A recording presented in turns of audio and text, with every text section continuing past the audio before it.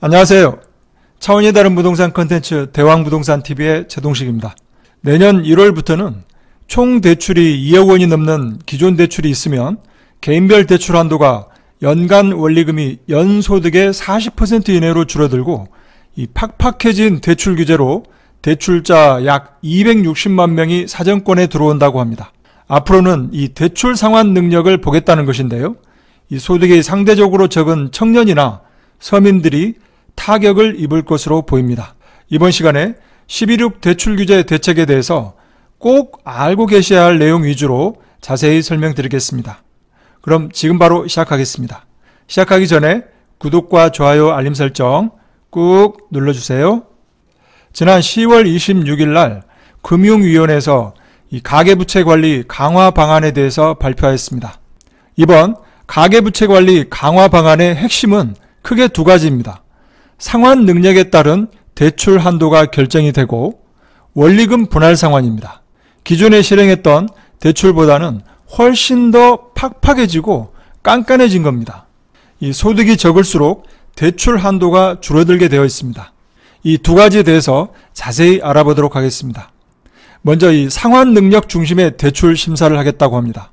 이 차주 단위 DSR 2단계와 3단계 시행이 2단계는 내년 7월, 3단계는 내후년 7월에 시행하도록 되어 있었습니다. 하지만 2단계를 내년 1월, 그리고 3단계를 내년 7월로 앞당겨서 시행한다고 합니다.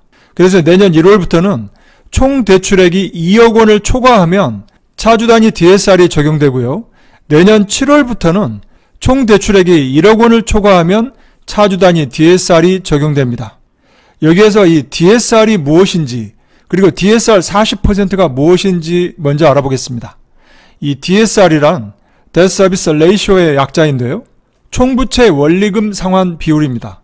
이 주택대출이나 신용대출, 카드론 등 이 개인이 받은 모든 대출의 연간 원리금, 원금과 이자죠. 이 연간 원리금 상환액을 연소득으로 나눈 비율을 말합니다. 그래서 이 DSR 40%라고 하는 것은 연소득이 5천만 원이라고 가정해 보면 매년 갚는 원리금이 2천만 원, 이 5천만 원의 40%죠. 매년 갚는 원리금이 2천만 원을 넘지 않는 선에서 대출해 주겠다는 말입니다. 이 내년 1월부터는 이 기존 대출과 신규 대출 신청분을 더한 이 총 대출이 2억 원을 초과하게 되면 DSR 40%가 적용이 됩니다. 그리고 제2금융권의 DSR 기준이 강화됩니다. 현재는 1금융권과 2금융권의 이 평균 DSR을 이 업권별로 차등 적용하고 있었습니다. 하지만 내년부터는 이 차주 단위 DSR을 2금융권 기준을 현재 60%에서 내년부터는 50%로 하향 조정하겠다고 합니다. 업권별 평균 DSR 기준치는 이 보시는 바와 같은데요. 이 파란색 박스 안에 이 조정 비율로 강화하겠다고 합니다. 제2금융권까지 DSR을 강화하다 보면 저신용자나 저소득자들이 불법 사금융 시장으로 밀려나지 않을까 우려스럽습니다. 또한 이 DSR 계산 시에 대출 산정 만기를 현실화하겠다고 합니다. 이 현재는 이 DSR 산출 시에 이 대출 만기를 최대 만기 등으로 일괄 적용 중에 있었습니다. 이 주택담보대출이 아닌 경우에는 10년을 적용했었는데요. 앞으로는 DSR 계산 시에 적용되는 만기를 대출별 평균 만기로 축소하겠다고 합니다. 그래서 이 신용대출은 그동안은 7년을 적용했었는데요.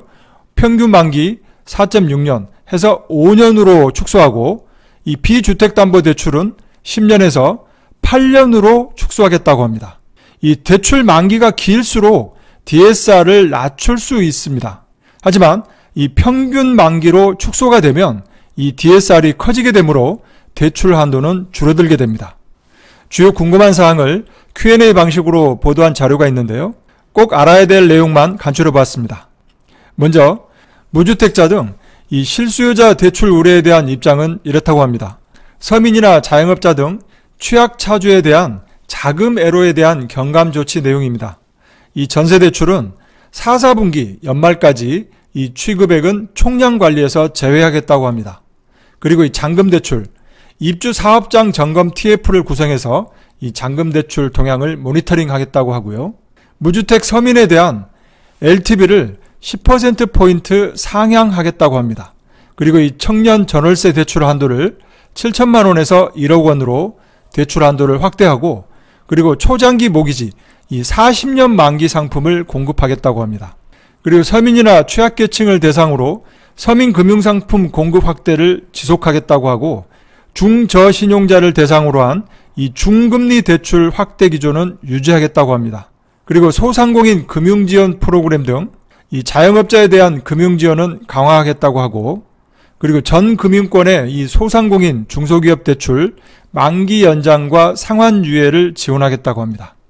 그리고 차주 단위 DSR 적용 시에 총 대출액의 기준에 대한 답인데요. 이 내년 1월부터 이 차주 단위 DSR을 적용할 때 이 총 대출액은 금융권의 모든 가계대출의 합을 말합니다. 그리고 여기에서 대출 신청분까지 포함하는 겁니다.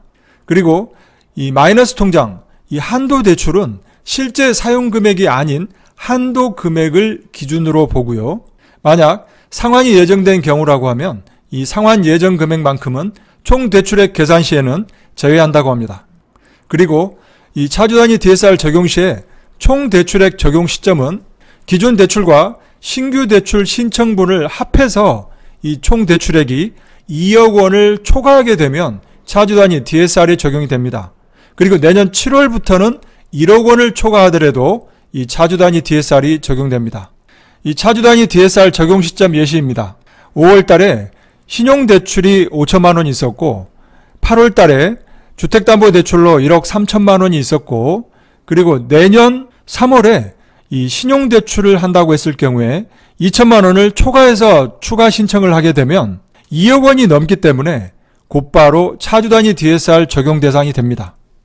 만약 이 기존의 총 대출액이 2억 원이 초과했을 경우에 그 초과한 금액을 상환해야 하나요? 라고 하는 답인데요. 기본적으로 소급 적용은 하지 않습니다. 이 신규로 대출을 신청하는 경우부터 이 새로운 규제 방식이 적용이 되는 거고요. 기존 대출에 소급 적용을 해서 이 대출을 회수하는 이런 경우는 없습니다. 그리고 이 잔금 대출 등에 대해서는 이 경과 규정을 부여해서 당초 이 분양 당시 기준으로 이 분양 당시의 기대가 훼손되지 않도록 하겠다고 합니다. 그리고 여러분들이 가장 궁금해하시는 이 차주 단위 DSR 계산 시에 이 제외되는 대출이 무엇인가요? 총 13가지를 말하고 있습니다.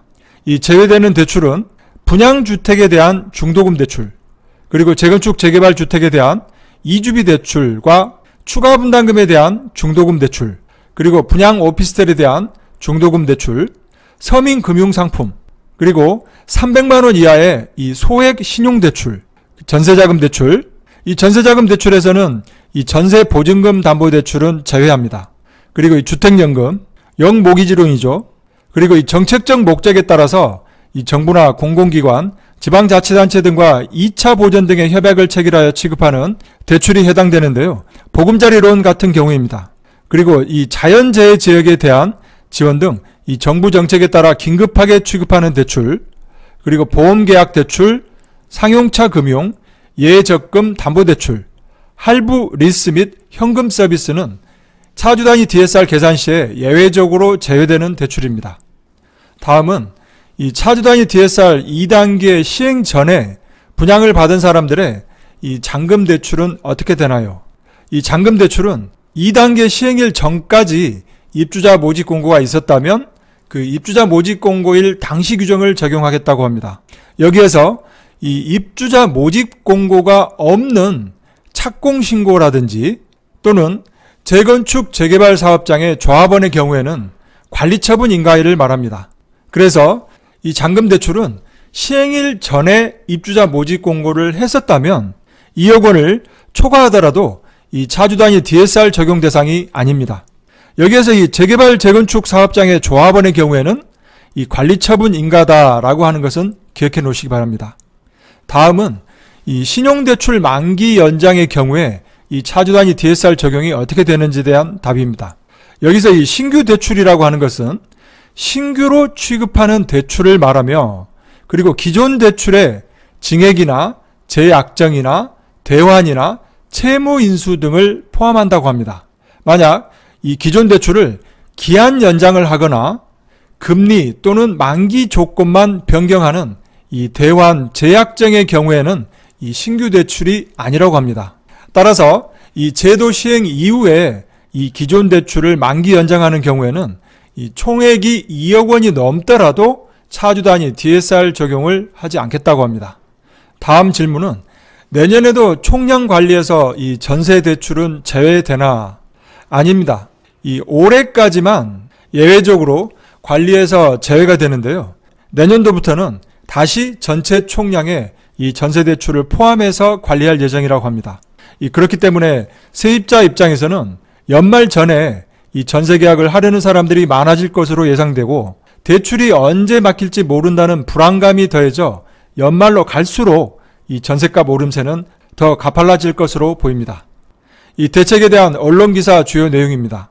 연봉 5천만 원인 사람이 6억의 서울 집을 살 때 이 대출 한도가 2억 4천만 원에서 1억 5천으로 축소된다고 하는 내용이 있고요. 헤럴드 경제에서는 이 대출 갚지 말자, 미리 더 빌려두자 라고 하는 내용도 있습니다. 그리고 내년부터는 이 겪어보지 못한 대출 빙하기 온다. 서민 견딜 수 있나? 상당히 걱정스러운 기사 제목이고요. 이 금융사들 50점 맞는 애한테 다음 시험에서 90점 맞으란 얘기다 라고 하는 것도 있습니다.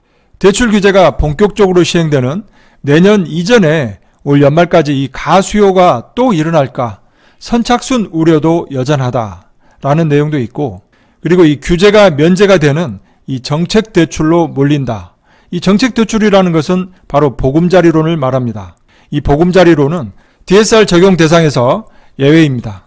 이번 대출 규제 대책에 대한 이 대체적인 언론사들의 반응은 기대보다 우려의 소리가 더 높습니다. 이 대출 빙하기가 오면 과연 끝까지 살아남는 자는 누가 될까요? 마지막으로 이 가계대출 규제의 주택시장 영향은 이렇게 될 것 같습니다. 먼저 MZ세대가 직격탄을 맞을 것으로 보입니다. 소득이 상대적으로 적은 2030 세대가 이 MZ세대에 속하는데요. 직격탄을 맞을 것 같고, 그리고 이 정책 대출에 대한 수요는 증가할 것으로 보입니다.